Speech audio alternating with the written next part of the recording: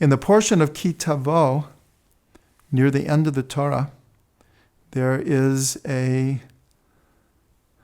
overview of Jewish history. And we're told that if we follow God's commands, we do what is right, we do what is good, then we'll have all of these blessings. And if not, so there's a list of 98 different curses that would come upon us. And towards the end of these curses, there's a verse kind of sandwiched in there that is really the only indication of like a deeper meaning why this is happening.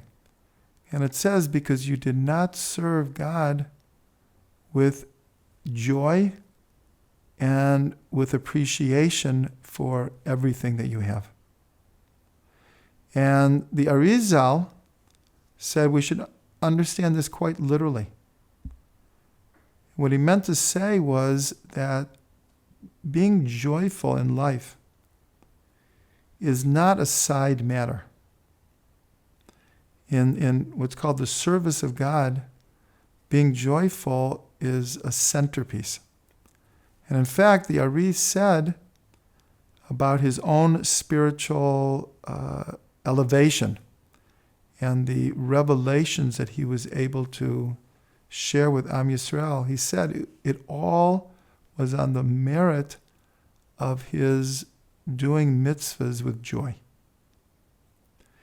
There's a story of a man who comes to his Rabbi, and he says, Rabbi, everything is going wrong with my life.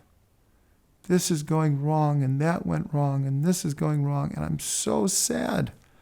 I'm sad all the time. And the Rebbe, who knew his Talmud well, said, no, you have it backwards. It's not that all these things are happening to you and you're sad. It's because you're sad that all these things are happening to you. Very deep message here. Very, very deep message. The Slonomer Rebbe put it like this, kind of startling what he says. He says, you can have a person and he upholds every law of Shabbos, does it meticulously by the book, but he gets no joy out of Shabbos. He doesn't experience the joy of Shabbos. So the Slonim Rebbe says this person will certainly inherit the world to come. But in the world to come, he'll be a park bench. What did he mean? He meant just like this person kept mitzvot in a, as it were, inanimate way, without joy, without enthusiasm, without an awakening of the soul. So too in the world to come, he'll be there, but he'll be sitting there like a park bench. He'll be an inanimate object, as it were.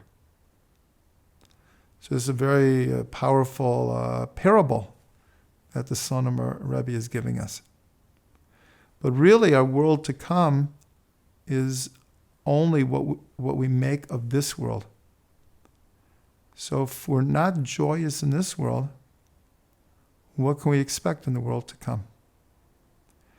And this teaching is very, very connected to the coming of the Mashiach.